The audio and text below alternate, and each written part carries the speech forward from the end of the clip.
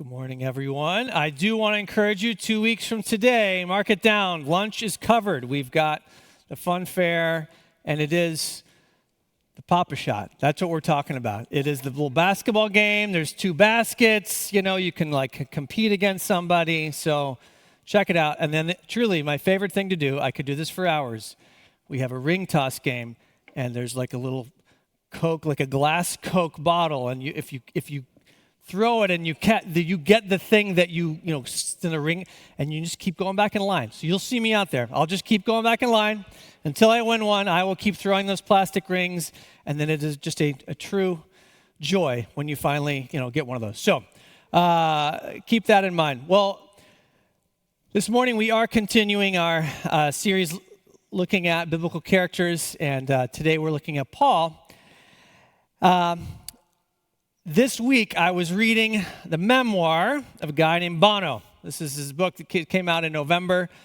Some of you know about this book. I highly recommend it. It's fascinating. Some of you may not know who Bono is. Bono, some of you call him Bono, unfortunately. It is pronounced Bono.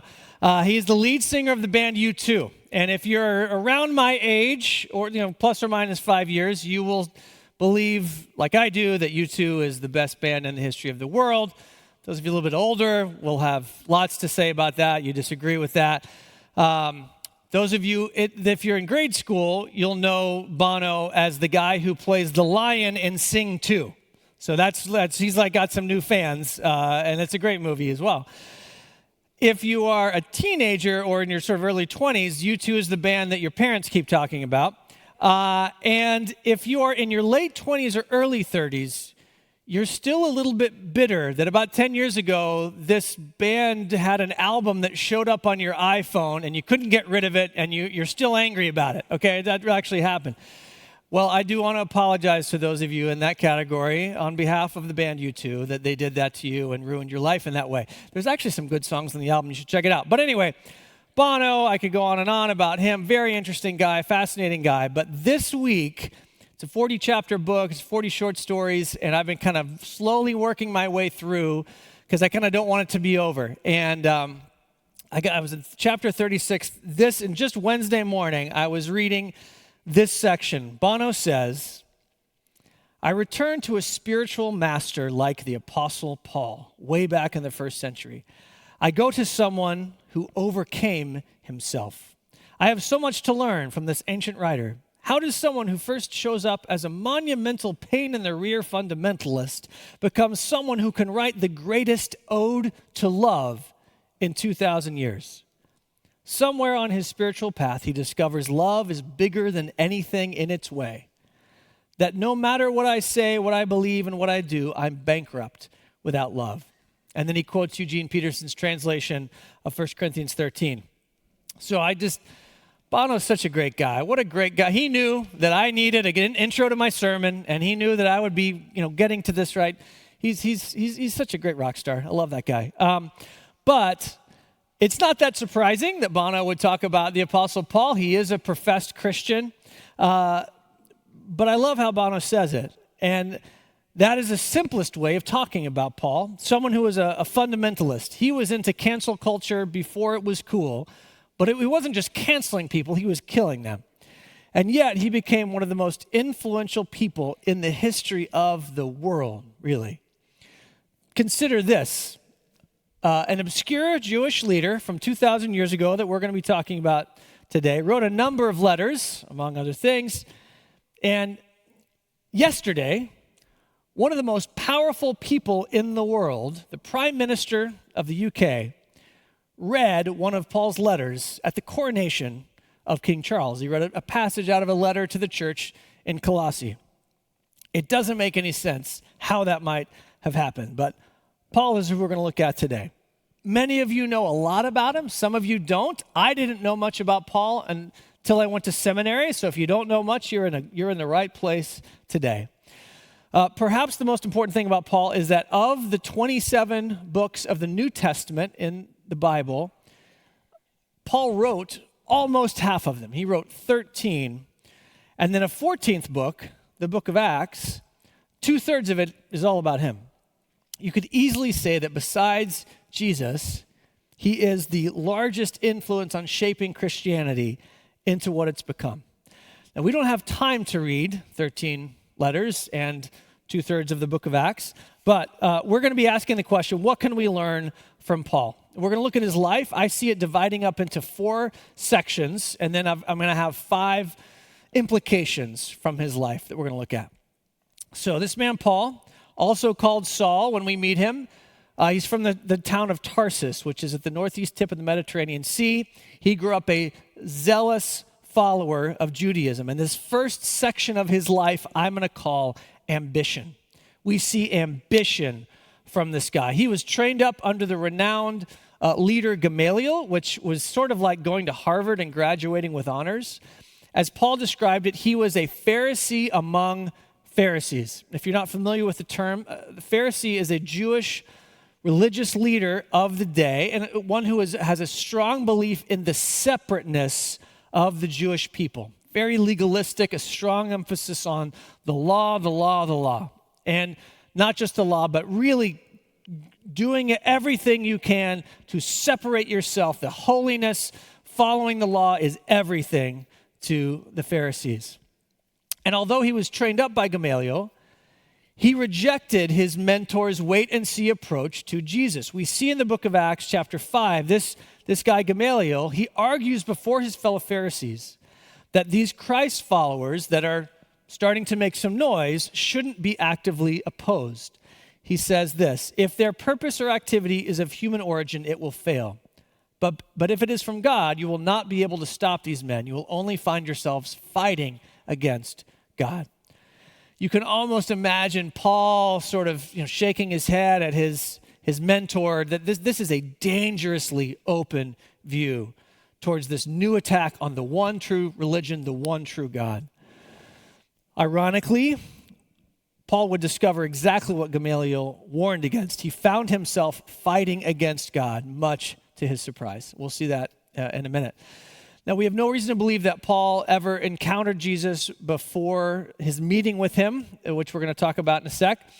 But you can be sure that the word spread quickly to Paul about how very little regard this young rabbi had for Pharisees. Jesus, of course, is killed, and that word gets around, but now he's beginning to hear that his followers are claiming that he has been raised from the dead after he was crucified.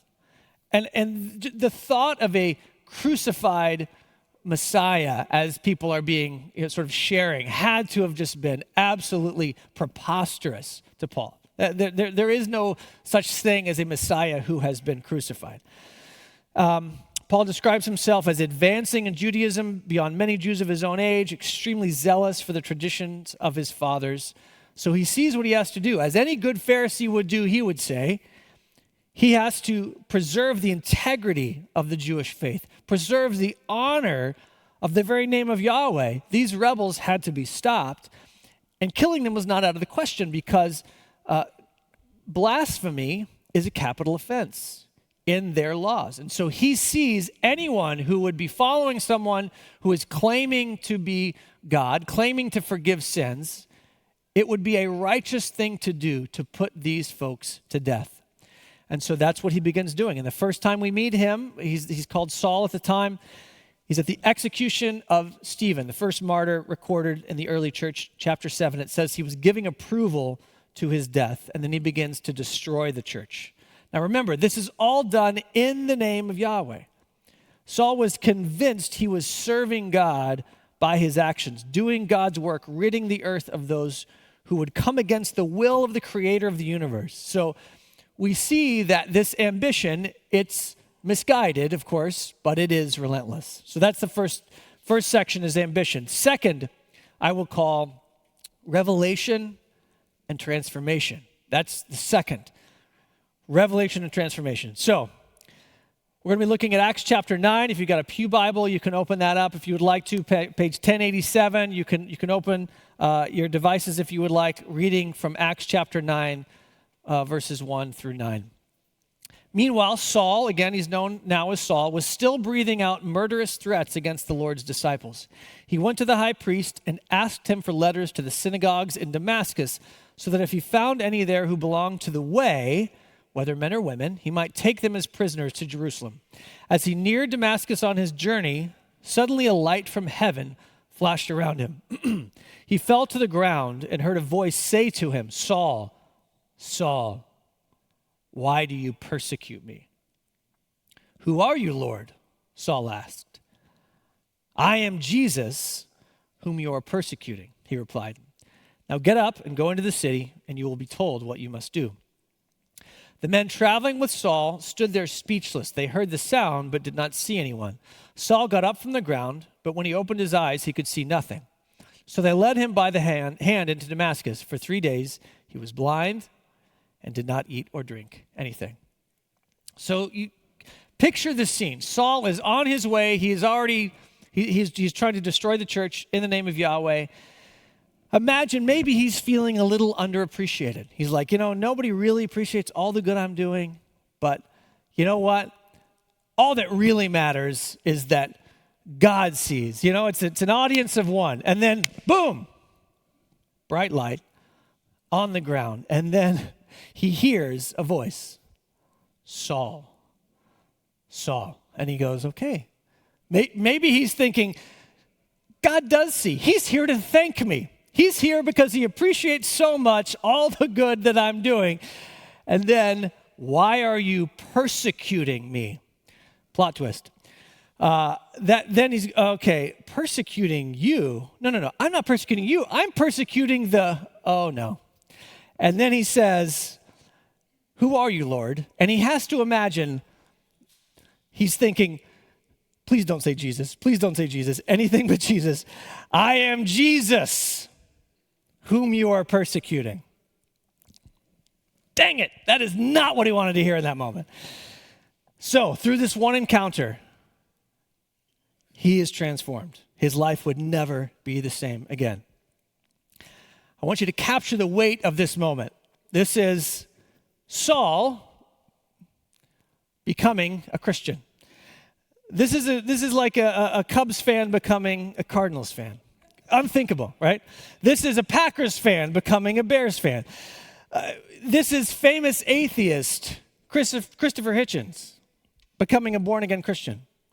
Or maybe the closest parallel I could come up with would be the Grand Dragon of the Ku Klux Klan becoming the biggest civil rights proponent of his time. This is not a small transition. So what would make any of these scenarios happen? Well, it has to be some sort of massive revelation, which would lead to an unrivaled inner transformation. Commentator F.F. Bruce says this. He says, "No single event, save for the Christ event itself, has proved so determinant for the course of Christian history as the conversion and commissioning of Paul." And historically speaking, this is substantial evidence for the validity of Christianity itself. Only something as powerful as an experience with Jesus himself would have caused someone like Paul to do a complete 180 and become the biggest proponent of the very person he believed was a fraud. One 18th century writer says, "The conversion and apostleship of St. Paul alone, duly considered, was of itself a demonstration sufficient to prove Christianity to be a divine revelation." In fact, I really believe you could make the argument that just from Paul's letters alone, and I'll even go further. Let's pretend we don't have the Gospels. Let's pretend we don't have the book of Acts. And let's even pretend that we don't have the 6 letters that Paul wrote that some liberal scholars and skeptics don't believe he wrote. I think he wrote all 13. There are some skeptics and liberal scholars who would say, well, we don't believe that he wrote all of them. But everybody believes that he wrote 7 of the 13 letters. The biggest skeptic, the biggest atheist, the biggest, everybody believes that Paul wrote Galatians, 1st and 2nd Corinthians, Romans, Philippians, 1 Thessalonians, and Philemon. Just in those writings alone, you'd have evidence that Paul hated Christians, He was actively persecuting them. He encountered the risen Jesus and absolutely changed everything he believed and devoted his life to the very Jesus that he once hated. What do you do with that? I hope there are perhaps some skeptics here, perhaps online, who, have maybe never considered, if you don't trust the Gospels, if you will just trust these 7 letters that basically everybody agrees Paul wrote. That's the narrative. What do you do with that? You have to do something with the story of Paul. So for Paul, a mid-course correction was in order. This was a man who had it all figured out, and in the course of one brief encounter, everything he thought to be true had to be thrown out the window. I want to pause here and address a question that maybe some would be having as you hear the story, which is, why doesn't this happen more? Like, if this is a thing that changed the course of history, and you've got this guy who hates Christians, and now why don't we see this a whole lot more? And the easy answer to that question is we don't know. I mean, we just don't know. We don't control that, right? We don't control how God does what God is going to do. That's not up to us.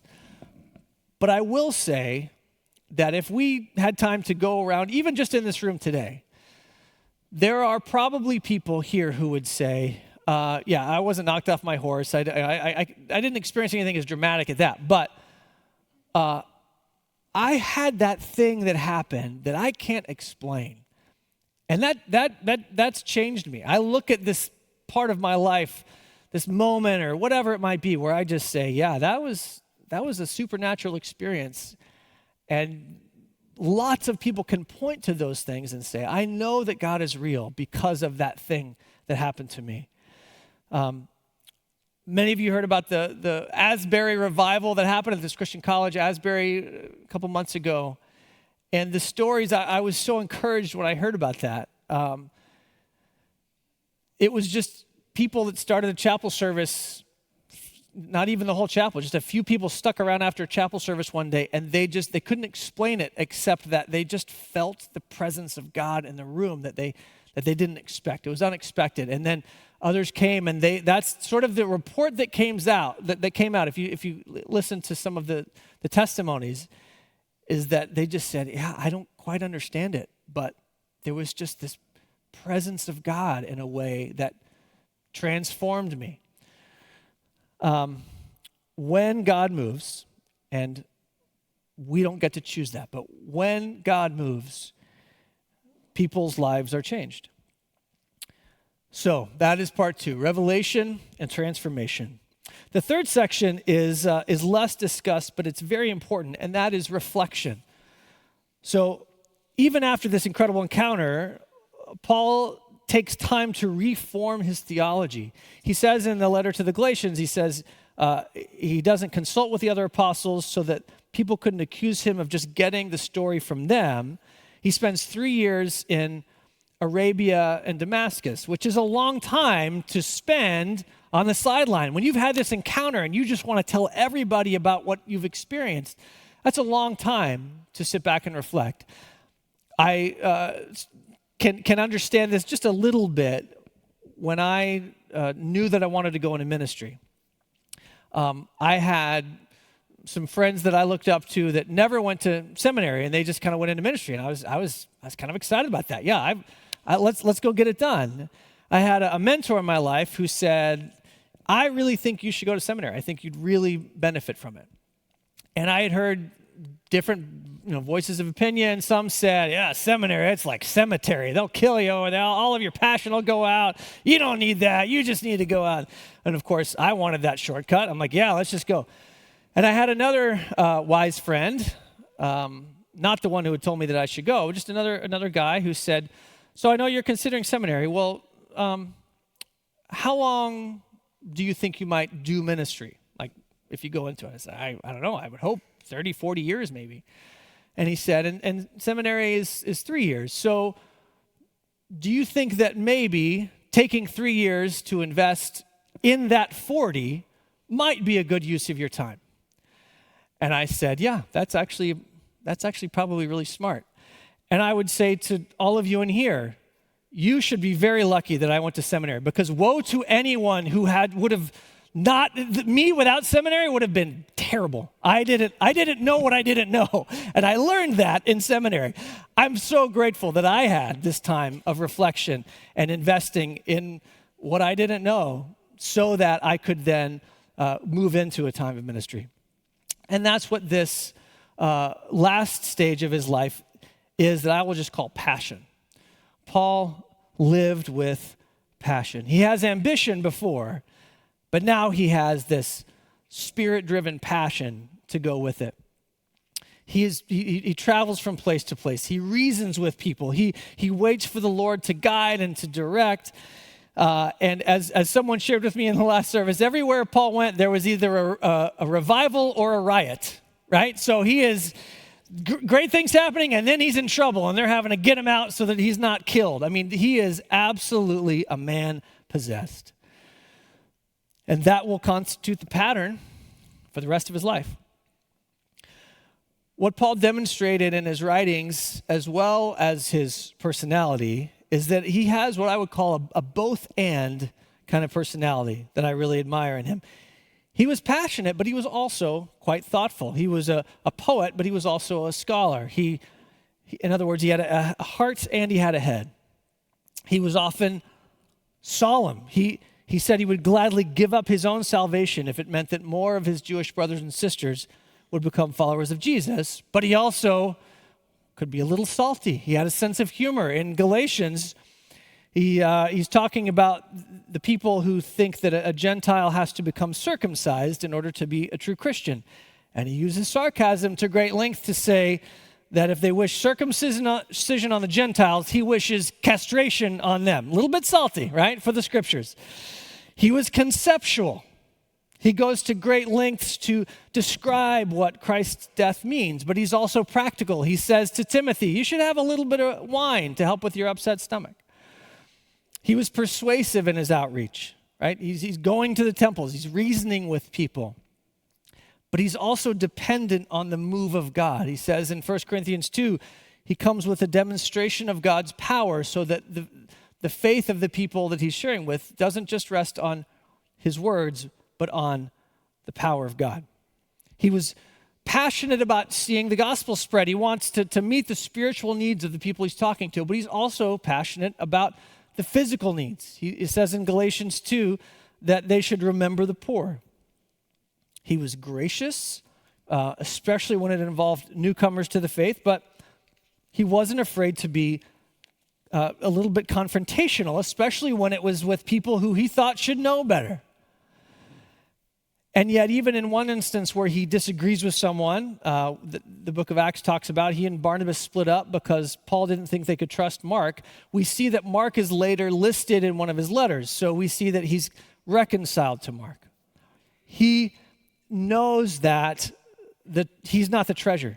Right? He knows that he says we're jars of clay. We're simple jars that carry this incredible gift, this treasure. So he's passionate, but he also knows not to take himself too seriously. We can also learn from this both-and approach about his attitude towards death. He says, to live is Christ and to die is gain, which is another way of saying, either way, I can't lose. The joy that I'm experiencing right now in this life is real. I know Christ. I'm living to experiencing him. In my everyday encounter with Christ, and yet dying is gain, because then I get to go and be with him forever. Paul's passion is also then to know Christ himself, but also to make Christ known. I'm going to look quickly at a couple of passages. You can turn to Philippians 3, starting in verse 7 if you want. He says, he's explaining all of the things that he's done, all of the ways that he has earned favor with God, but then realizes that once he knows Christ, all of that can be thrown out. Philippians 3 and verse 7, whatever was to my profit, I now consider loss for the sake of Christ.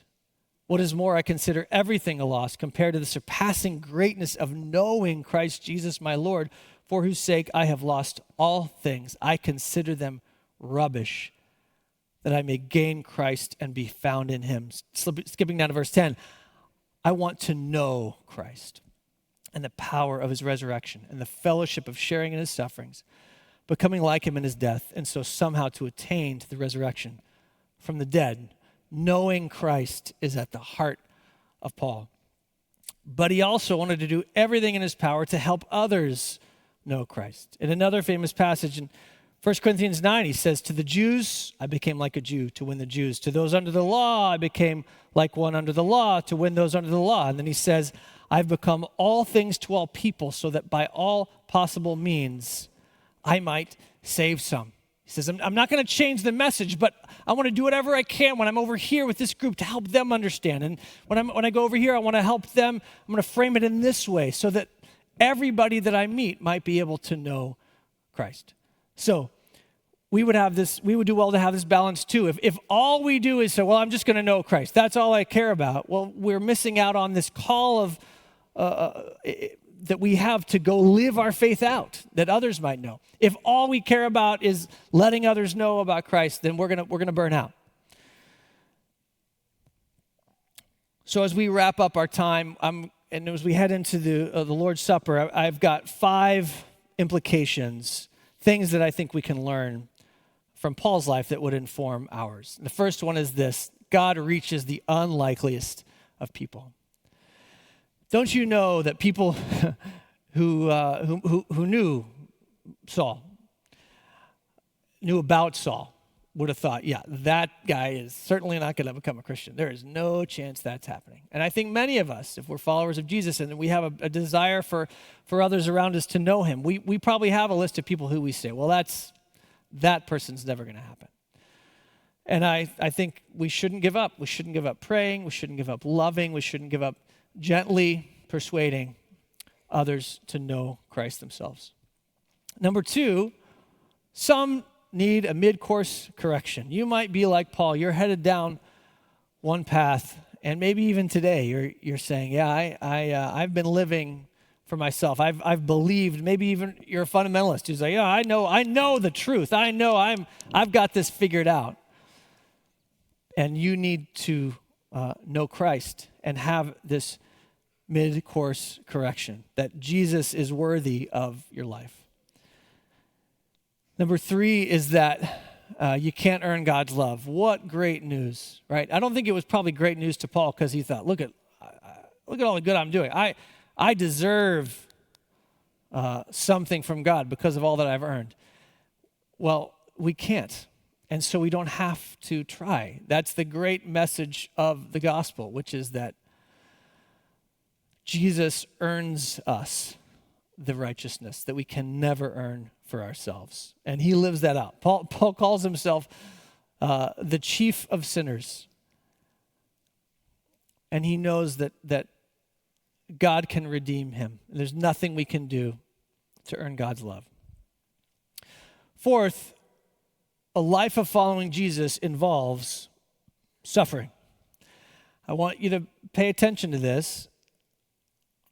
Paul was God's chosen vessel to carry his name before the Gentiles. And he was called to a life of suffering. You might argue that Paul was one of God's favorites, right? I mean, boy, he had a big mission. And yet he allows Paul to partake in the life that Jesus lived as well, which is suffering. So later in the chapter that we read before from Acts, chapter 9, God calls another man, Ananias, to go give Paul a message. 9 in verse 15, the Lord said to Ananias, "Go, this man is my chosen instrument to proclaim my name to the Gentiles and their kings and to the people of Israel." Now, if I was Ananias, I would think, oh, okay, so I'm gonna have great news to share with this chosen vessel. Okay, what do you want me to tell this chosen vessel, Lord?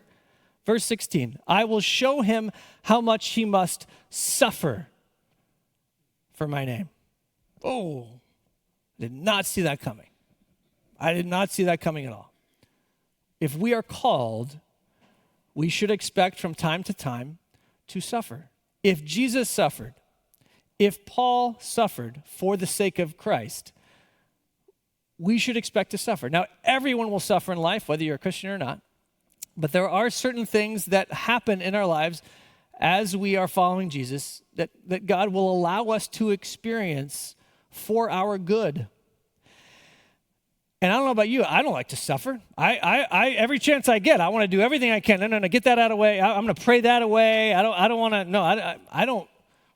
no one likes to suffer. But if we understand that when suffering comes because of the name of Christ, that might mean that something is right. And as difficult as it is to suffer, when we follow Jesus, there are times when we will be expected to suffer. I heard someone say, you've heard, if you can't stand the heat, get out of the kitchen. And we do tend to run away from things like that. And someone said, sometimes in the Christian life, you just need to get a fan and stay in the kitchen, because you're doing what you're supposed to do there. Get a fan. You're in the right place. That's number 4. Number 5 is that an encounter with God changes everything. Paul had so much going for him. He had the correct beliefs. He had the respect of his peers. I can imagine that, his fellow Pharisees might have said, there goes Saul. If only we had what he has. And yet, it was not the right stuff. It's not what he needed. What he needed was an encounter with God, and that changed everything. And what that is, we're not going to have an experience. Most of us aren't going to have an experience like Paul had. But what we do have is the Holy Spirit. Jesus has sent the Holy Spirit. And that is what can change us every single day. And what is the Holy Spirit but the experience of God's love? A regular encounter to know the love of God. And at the end of the day, it really was about this incredible love displayed on the cross, revealed to Paul in this violent but ultimately merciful revelation.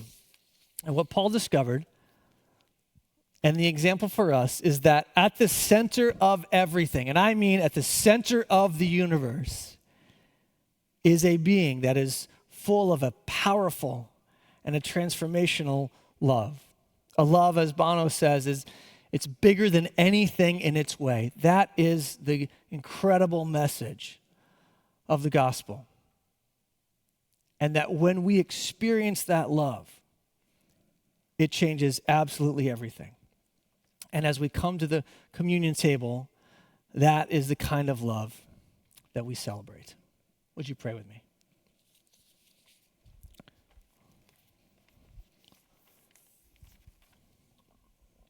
Father, thank you for the example of the Apostle Paul, that you redeemed his life and you let him be an example for us to follow. But more, we thank you for Jesus. We thank you for the cross. We thank you for that love displayed once for all, that we know you are loved because of the cross. And we come to celebrate that now. In your name, amen.